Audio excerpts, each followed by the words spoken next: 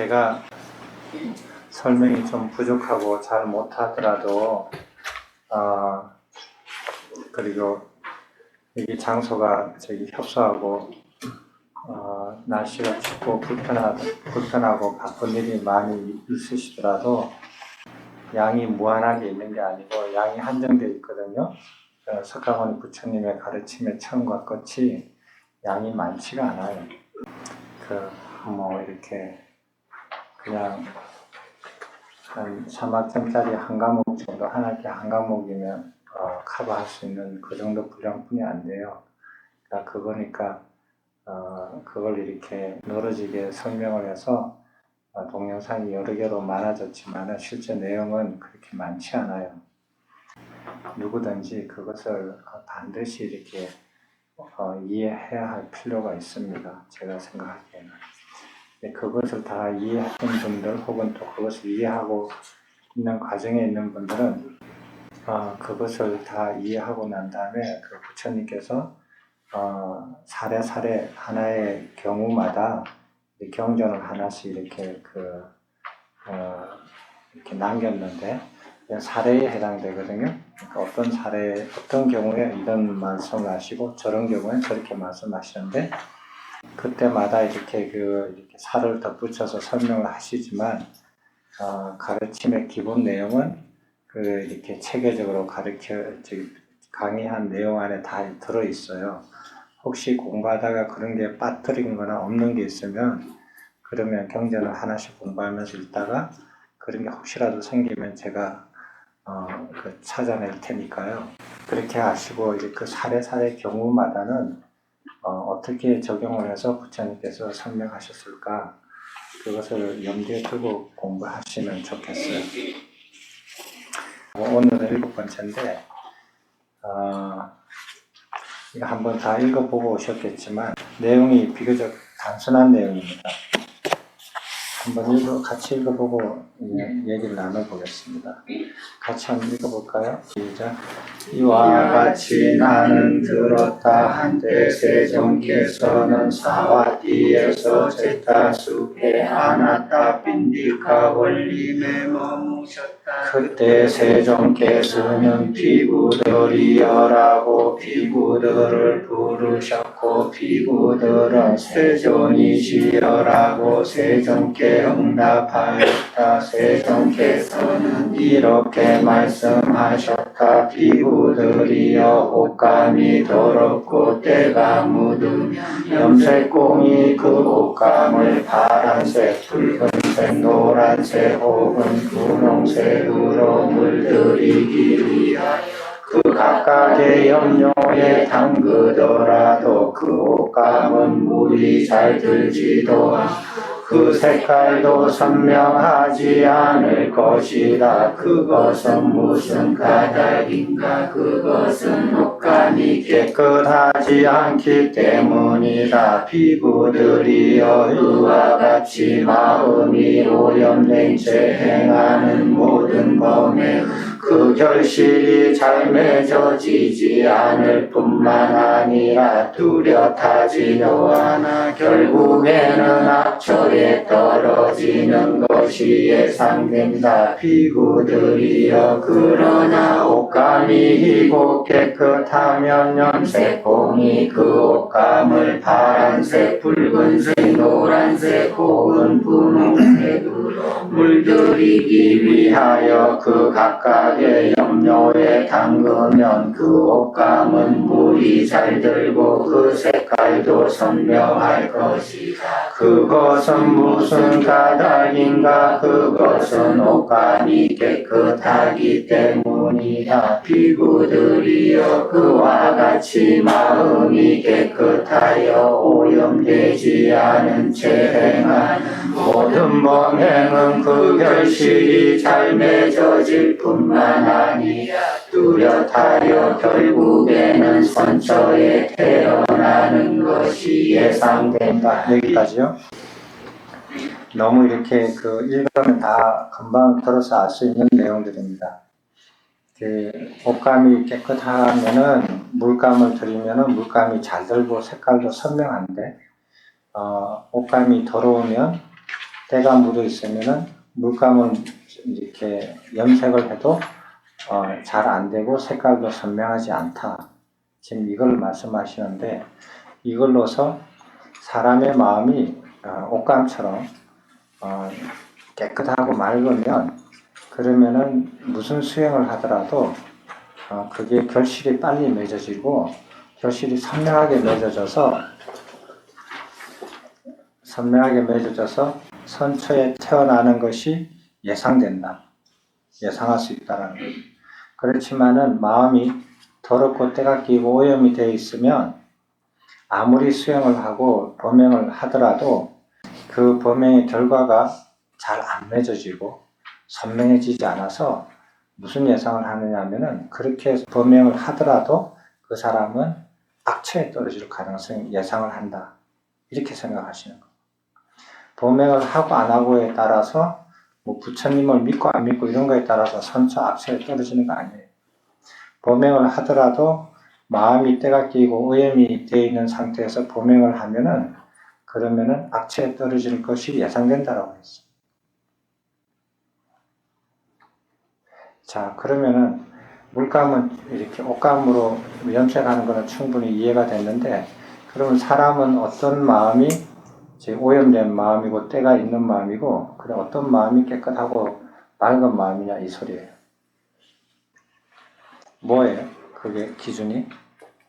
어떻게 마음이 되어 있는 상태가 오염된 상태고, 어떤 마음이 오염되지 않는 상태죠? 불성법을 지키고 하고 변하지 않는 거죠. 그래요. 또요. 오케이.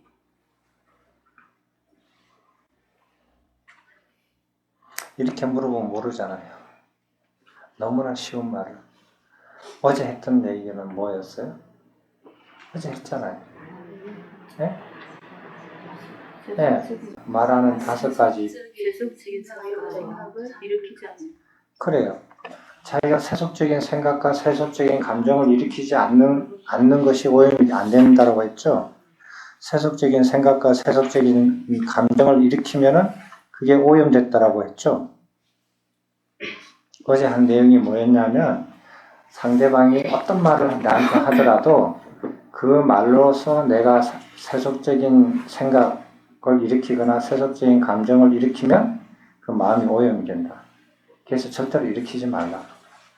말에 의해서 상대가 좋은 말을 하든 나쁜 말을 하든 거친 말을 하든 거짓말을 하든 이렇게 정오하는 말을 하든 시기에 안 맞는 말을 하든 근거가 없는 말을 하든 어떤 말을 하든 그 말에 의해서 내가 그 말을 듣고 세속적인 생각을 일으키지 말고 세속적인 감정을 일으키지 말아야 된다. 그 이유는 그렇게 하면 마음이 오염되기 때문이다. 그렇게 했죠. 어제 한 게. 그 내용이 그렇게 되어 있잖아요. 근데 그거는 비구 스님들한테 말씀하신 건데, 내가 남으로부터 어떤 말을 들었을 때 그 말을 듣고 내가 세속적인 생각과 세속적인 감정을 일으키지 않아야 되는 사람이 내 스스로 어떤 이유로서 스스로 세속적인 생각과 세속적인 감정을 일으키면 말이 안 되죠. 자기 스스로는 세속적인 생각과 세속적인 감정이 안 일어나요. 가만히 있으니까. 그런데 남이 와서 얘기를 할 때 세속적인 생각과 세속적인 감정을 일으키지 말라고 지금 얘기하는 거였잖아요. 그죠? 근데 그렇지 않는 사람들은 남이 와서 이런저런 말을 해서 세속적인 생각과 세속적인 감정이 일어나는 것은 그거는 차치하고, 가만히 앉아 있으면서도 세속적인 생각을 일으키고 세속적인 감정을 일으킨다 이거예요. 그거는 오염이 되어 있다라는 증거예요. 마음이. 그래서 세속적인 생각과 세속적인 감정을 일으키지 말라고 했거든요. 어제 한 경전 내용은 그것이었어요. 내용 자체가.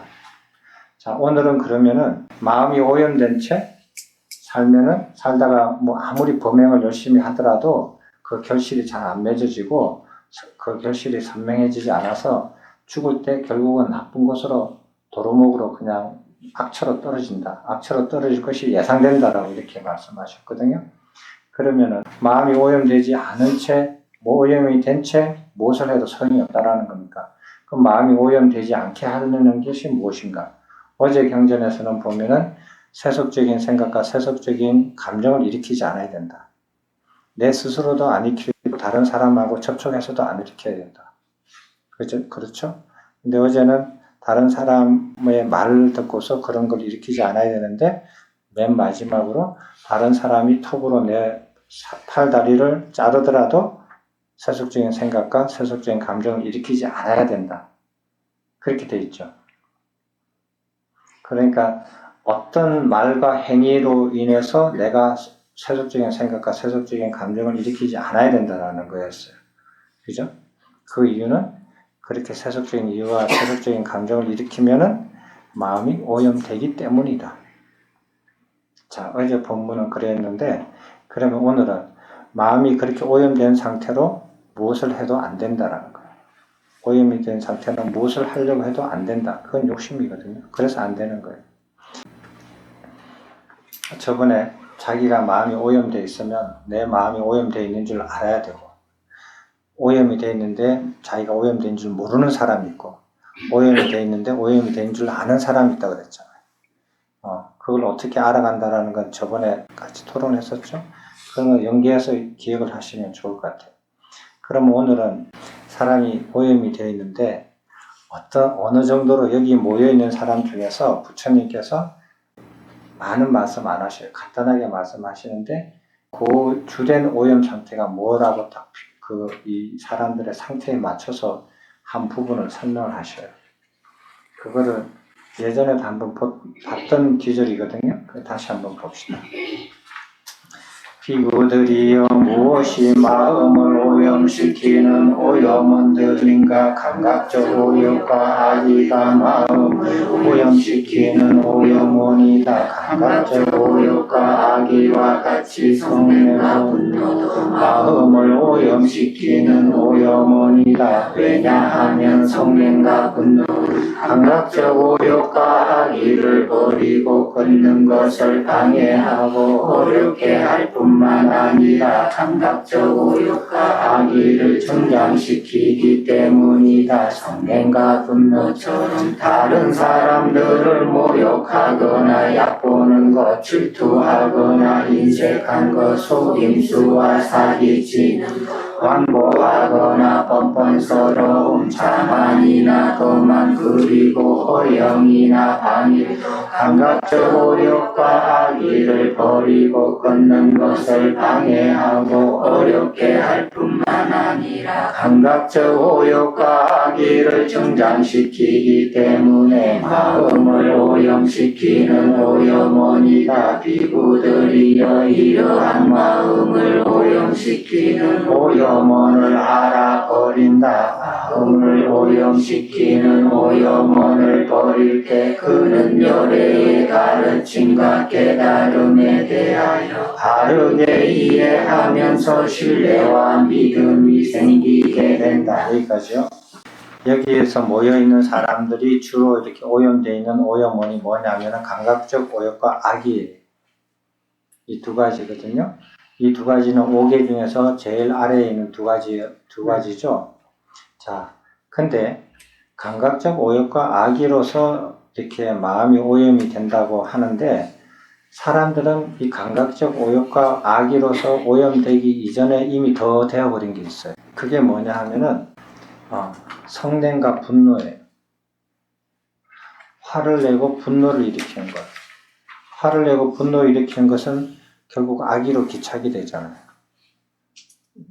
성을 내고 화를 내고 분노를 일으키는데 선의가 생기겠어요? 악의가 생기지. 그래서 악이 이전에 이렇게 상대를 이렇게 적개심을 가지는 그런 거 이전에 화도 내고 그 다음에 분노를 일으키고 성냄을 일으키는 거. 그 다음에 다른 사람을 모욕하는 거, 얕보는 거.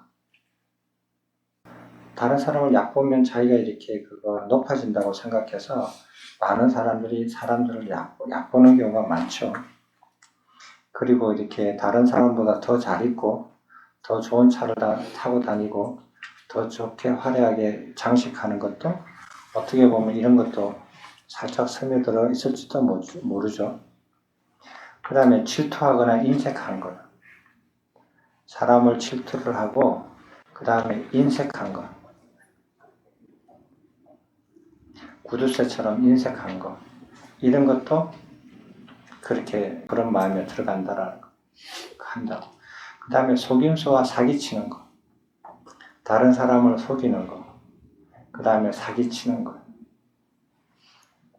그 다음에 고집이 아주 세서 완고하거나 그냥 사람이 뻔뻔스러운 것. 양심이 없는 사람. 그냥 자기 마음대로 그냥 아무 생각 없이 그렇게 뻔뻔스럽게 자기 고집만 부리는 사람들. 자만이나 거만. 자만하는 거, 거만하는 거. 게을르게 하는 거, 허영하는 거, 허영심 있는 거, 게을르게 하는 거. 이런 것들은 도덕 시간에 나오는 그 어휘들이거든요. 지금 불교 용어에 이런 어휘가 불교 이론에는 들어오지 않아요. 이론에는 들어올 차원이 너무 낮아서 들어오지도 않는데 경전에 보면 이런 것들이 가끔씩 나타나요. 나타나는데 이것이 뭐냐면은 감각적 오욕과 악의를 끊는 것을 방해하는 것이고 그 다음에 그 감각적 오욕과 악의를 더 증폭시키는 역할을 해요. 그래서 어떤 사람은 감각적 오욕과 악의로서 자기가 오염된다고 잘 못 느끼고 오히려 속임수와 사기치는 것으로 자기가 오염된다라고 더 현실적으로 많이 느낀다. 이거는 낮은 차원으로 더 오염이 많이 되어 있다라는 의미예요. 그런 것들을 이렇게 몇 가지 적어 놓은 거거든요. 그렇다고 해서 여기 이외에 또 다른 게 없는 게 아니에요. 이런 형태로서 오염이 된다라는 건데 그런 것은 교리적인 입장에서 보면 5개의 맨 아래 단계 2개 감각적 욕망과 감각적 오욕과 악의에서 기착이 된다라는 거 이런 것들이다. 자, 그 다음 같이 읽어보시겠습니다. 열애는 만화를 포함하고 천신을 포함하고 범천을 포함한 우주를 스스로 깨달아 세상의 지혜로 알 뿐만 아니라 세상의 지혜를 실현하고 드러낸다.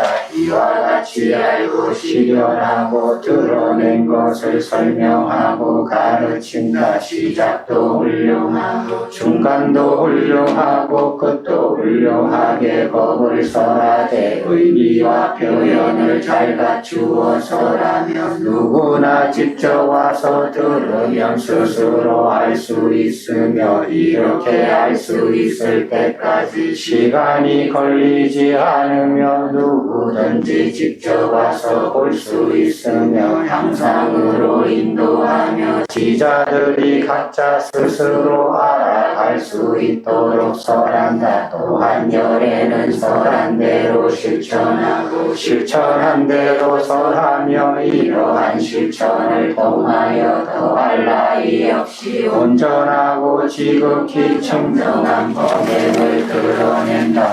이와 같이 열애의 법을 상세하게 듣고 배울 때 그는 그 법에 대하여 의미를 이해한다. 그리고 그는 마음을 오염시키는 각각의 오염을 완전히 남김없이 버릴 수 있는 법의 가르침으로써 그 오염원들을 포기하고 토해내고 풀어주고 버리고 완전히 놓아버렸음을 반조하면서 법을 체득한다. 법의 의미를 이해하고 법을 체득할 때 환희가 생기게 된다. 환희하는 자에게 희열이 생기고 희열하는 자에게 몸이 경안하여진다. 몸이 경안한 자는 행복을 느끼고 행복한 자는 마음이 마음이 사마디에 든다. 비구들이여 비구가 계를 잘 지켜 지니고 열애의 법을 바르게 이해하고 체득하여 지니고 사티수행을 확립하며 마음을 오염시키는 오염원들은 그에게 더 이상 장애가 되지 않는다. 예를 들면 더럽고 묻은 옷감이 비누와 맑은 물을 만나 깨끗해지고 금이 용광로를 만나 순금이 되듯이 비구가 이와 같이 계를 잘 지켜 지니고 열애의 법을 바르게 이해하고 체득하여 지니고 사티수행을 확립하며 마음을 오염시키는 오염원들은 그에게 더 이상 장애가 되지 않는다.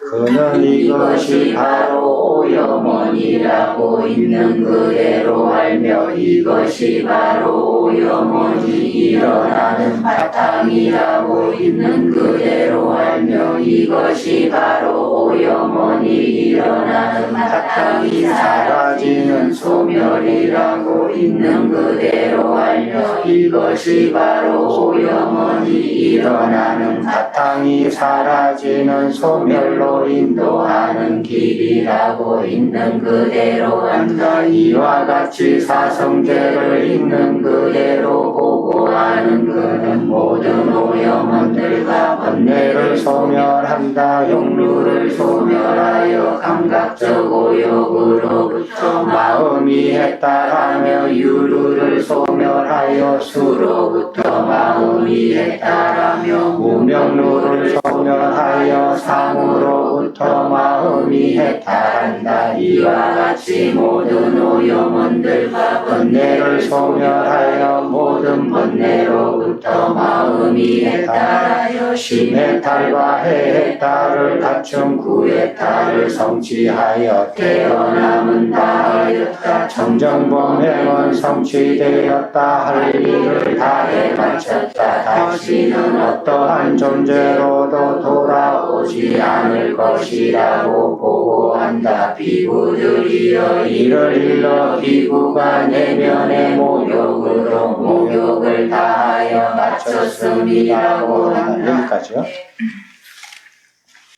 이런 것이 오염원을 이렇게 알고 모르면 못 버리잖아요. 오염 있는 것을 정확하게 배워서 알고 그리고 그런 오염원을 버릴 때 그때 열애의 가르침과 깨달음에 대해서 바르게 이해하면서 신뢰와 믿음이 생긴다라고 그럴 수 있어요.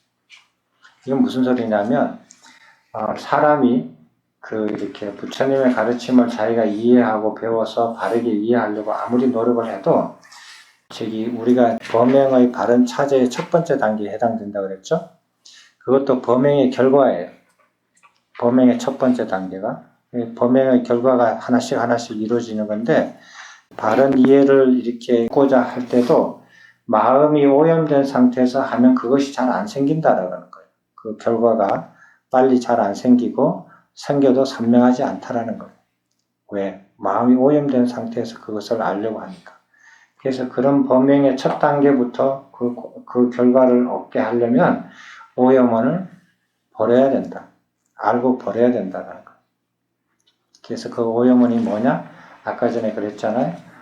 다른 사람을 얕보거나 질투하거나 완고하거나 자만, 거만, 게으름 이런 것들을 다 버려야 된다는 거예요. 이런 오염원을 알고 그런 걸 버려야 되는데 또 오염원 중에 하나는 사견이죠. 사견으로 마음이 오염이 되어 있는 것들은 사견을 가지고 있으면 부처님 가르침을 아무리 자기가 배우려고 해도 잘 안 배워져요. 사견을 바탕으로 해서 배우려고 하기 때문에 그래요. 그거는 자기도 모르게 그렇게 의식 안에서 자기가 그렇게 작동을 하니까. 그래서 그런 것들을 이렇게 오염원을 버리고 해야 되는데, 그런데 그 오염원을 버리고 싶을 때는 오염원을 알아야 되잖아요. 알아야 되는데 알기 위해서 또 부처님 가르침을 공부해야 돼요. 그래서 부처님 가르침을 공부하면서 자기가 마음의 오염원들을 어느 정도 걷어내고 그러면서 부처님의 가르침을 점점 바르게 이해하게 되고 그리고 신뢰와 믿음이 생기기 시작한다라는 거예요. 그래서 열심히 공부해도 잘 이렇게 이해가 잘 안 되고 믿음이 잘 생기지 않고 신뢰가 잘 생기지 않고 이해가 확실히 안 된다 이렇게 하는 것은 자기의 노력이 부족한 탓 아니면은 노력이 굉장히 부족하지 않았다면은 마음이 오염이 되어 있는 부분이 있을 수 있다라는 거예요. 지금 이 가르침에 의하면은 그렇게 이해가 되죠? 그래서 오염원을 자기가 알아서 배워서 오염원을 없애버린다 이거예요.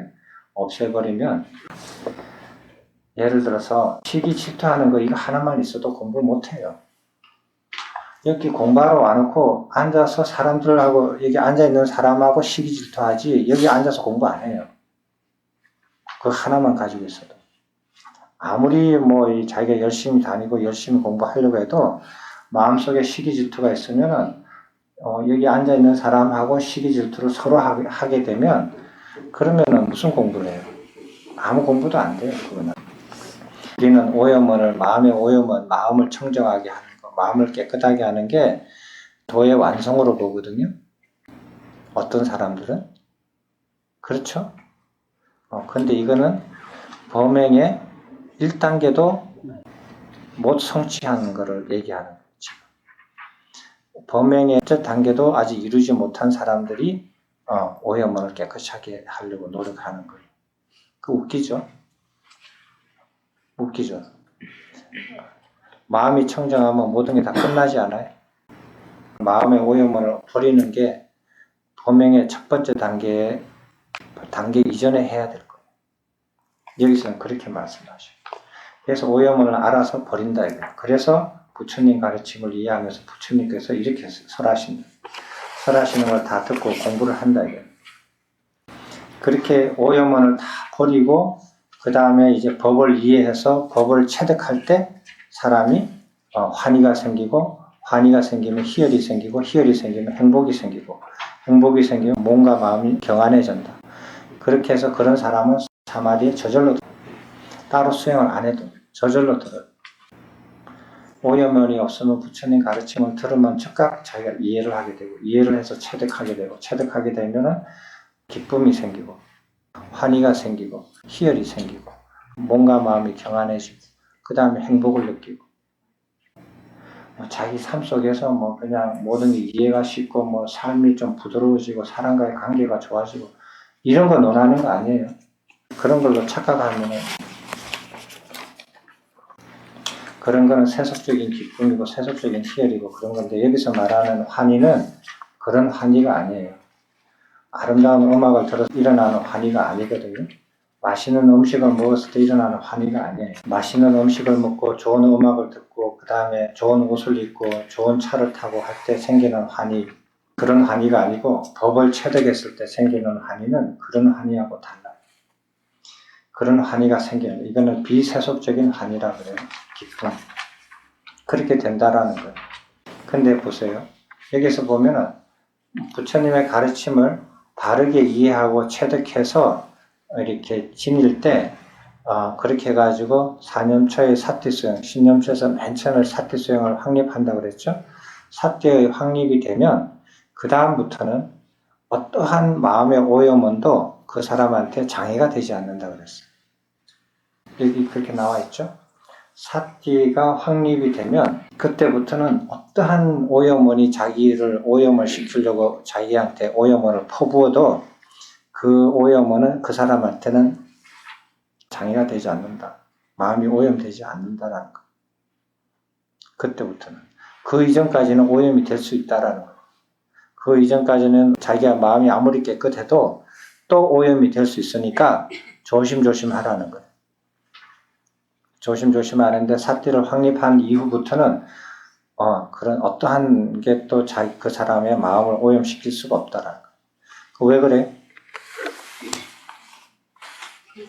왜 그렇습니까?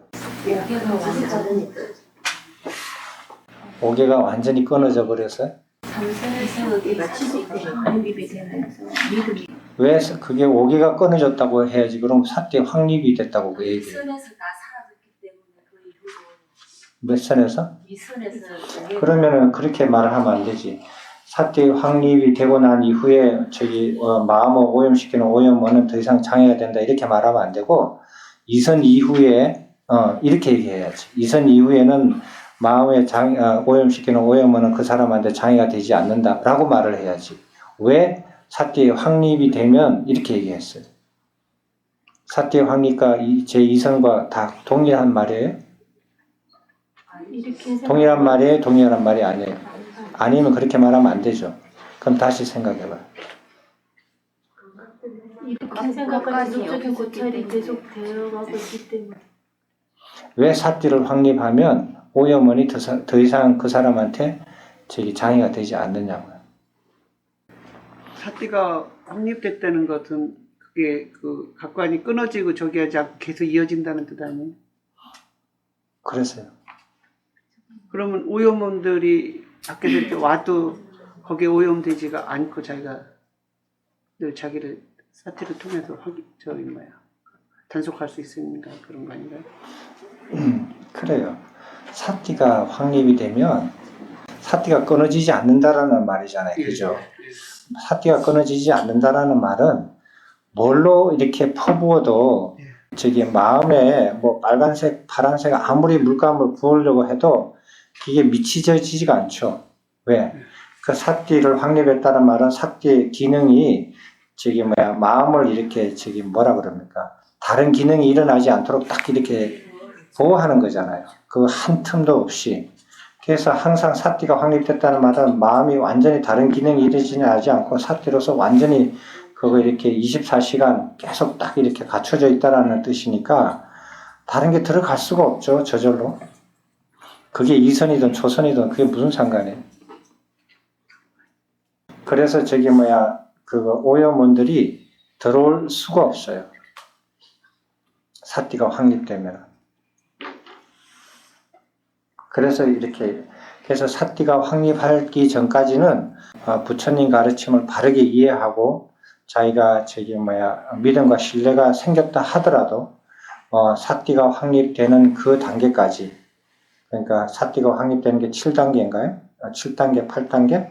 이렇게까지 사띠 확립할 때까지는 마음의 오염원이 그거 들어오지 않도록 조심해야 된다는 거예요. 주의를 기울여서 해라는 거예요.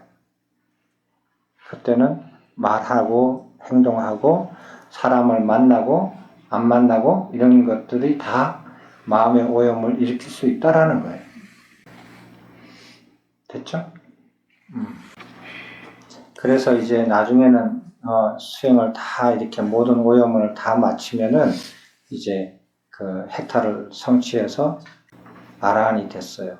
이제 이렇게 다 했는데 묘하게 맨 끝에 한 말이 뭐냐면 다른 경전하고 달라서 이러한 사람을 일러 내면의 모욕으로 모욕을 마친 사람이라고 말을 한다라고 이렇게 부처님께서 덧붙였어요. 그러니까 이 부처님께서 지금까지 한 말씀은 거기에 모여있는 사람 중에 어떤 한 사람을 의중에 두시고 하신 말씀이라고 볼 수 있어요. 됐어요? 그러니까 그 의중에 있는 그 사람이 반문을 해요. 그 말씀을 듣고. 그걸 같이 한번 읽어보겠습니다.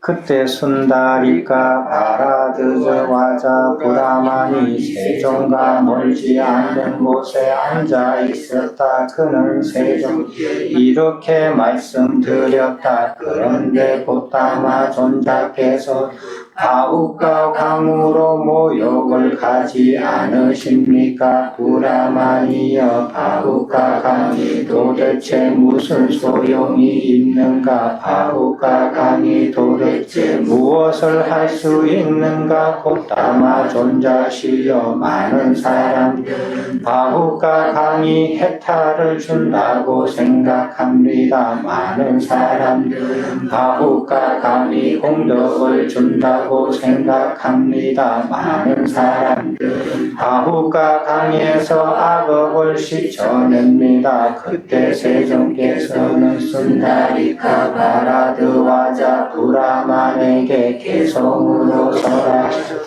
어리석은 자들은 바우가 강하니 각각 순다리가 사리사따가 바야가 강 바우 마티 강에 항상 뛰어들지만 그들의 악업을 깨끗하게 하지 못하리. 바우가 강이 무엇을 하며 순다리가 강이 무엇을 하며 바야가 강이 도대체 무엇을 하겠는가. 악업은 악한 행위로 말미암아 지었으니 그들이 지은 악업을 저 남들이 어찌하리요. 마음이 오염원을 여의어 깨끗하고 몸의 악의가 악을 여의어 선한 정정한 자에게는 날마다 목욕 재개하는 날이요 찰나마다 지게를 구족함이 안에 브라만이여 그대는 바로 여기서 모욕을 할지라. 생명을 죽이는 행위를 버리고 주지 않은 것을 가지는 행위를 버리고 순결하지 않는 행위를 버리고 거짓말을 하는 행위를 버리고 마음이 오염원을 여의어 깨끗하면 바우가 강에는 무엇하러 가리요. 마을의 우물도 그대에게 바우가 강이 되리.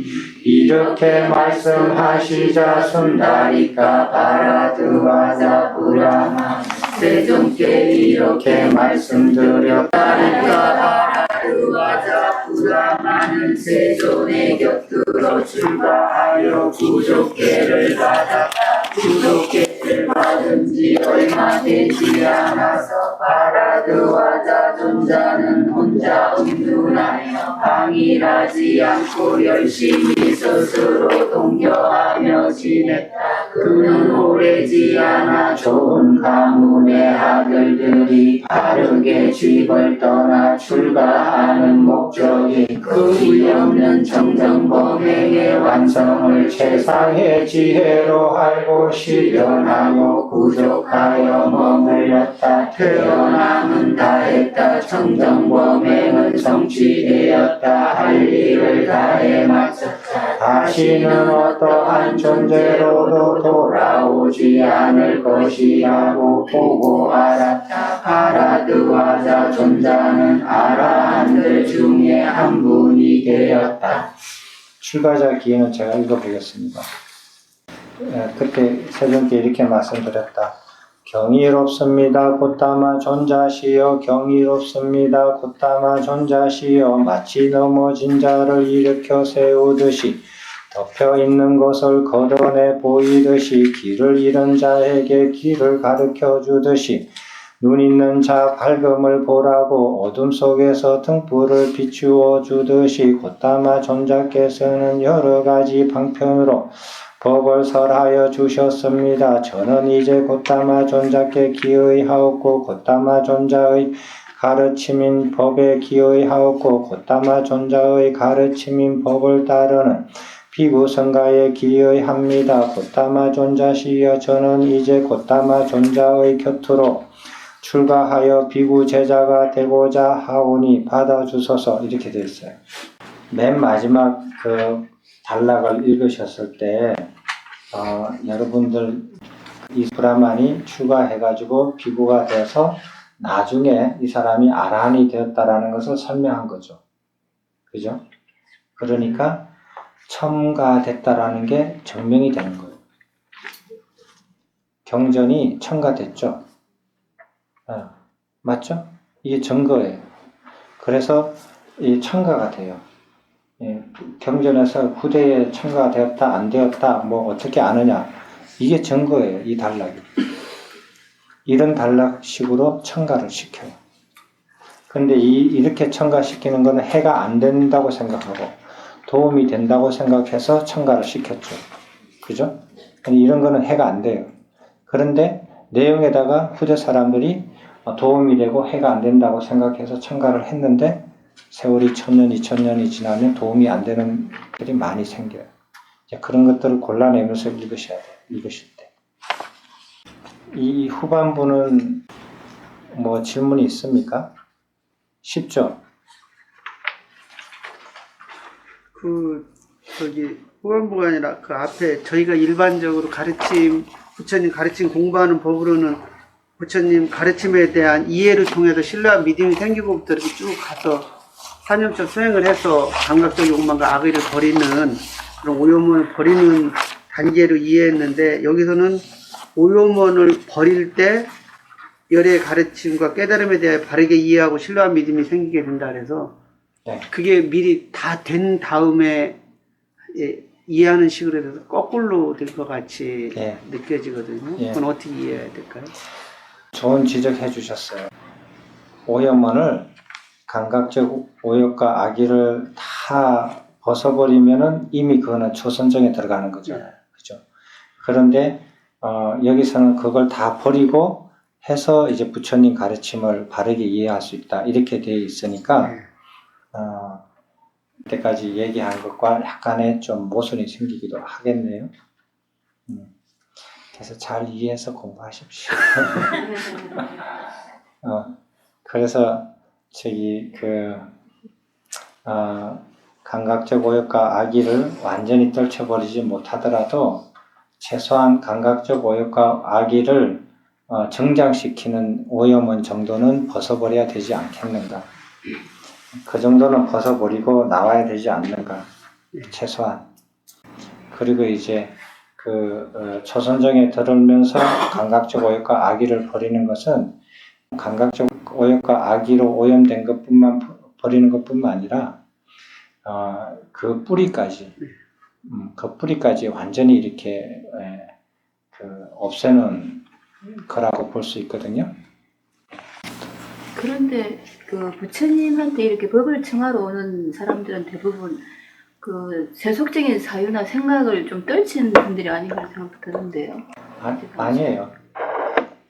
우리가 이렇게 경전 읽어보면 대부분 사람들이 부처님 가르침을 많이 옆에서 듣는 사람이 질문하는 게 아니라 이제 소문을 듣고 와서 처음 이렇게 접해서 자기가 무슨 문제를 가지고 처음 와서 이렇게 하는 경우가 많아요. 근데 지금 여기서는 거의 비구들한테 지금 하는 부분이잖아요. 네. 그러니까 그분들이 일종의 그 이전 단계, 우리가 지금 그 하는 단계는 조금 그 순차적인 게 그럼 맞아 들어가는 것 같은 생각도 드는데.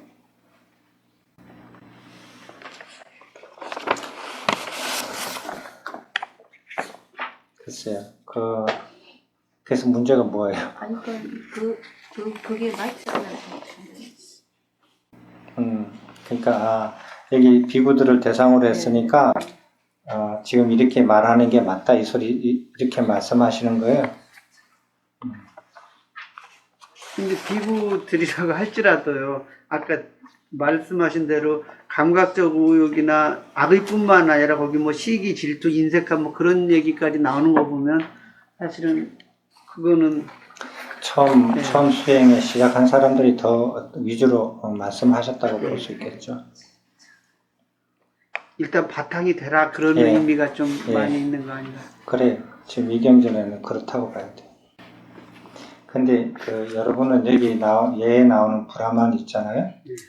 그 사람은 어떤 생각을 하냐면 강에 가서 모욕을 자주 하면 모욕 제기하는 날에 모욕을 자주 하면은 악업이 다 씹히고 그렇게 자주자주 모욕하는 날마다 찾아서 모욕을 자주자주 하면 그렇게 살다가 죽으면 나중에 선처로 태어난다라고 생각하고 믿고 사는 사람이잖아요.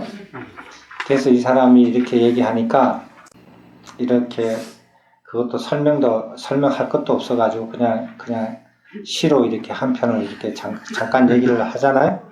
그러니까 이 사람이 그 시 한 편을 듣고 이해를 해서 이제 출가를 해요. 출가를 해가지고 나중에 또 아라한이 돼요. 여러분은 지금 이 브라만들의 생각보다도 훨씬 더 이해가 뛰어나잖아요.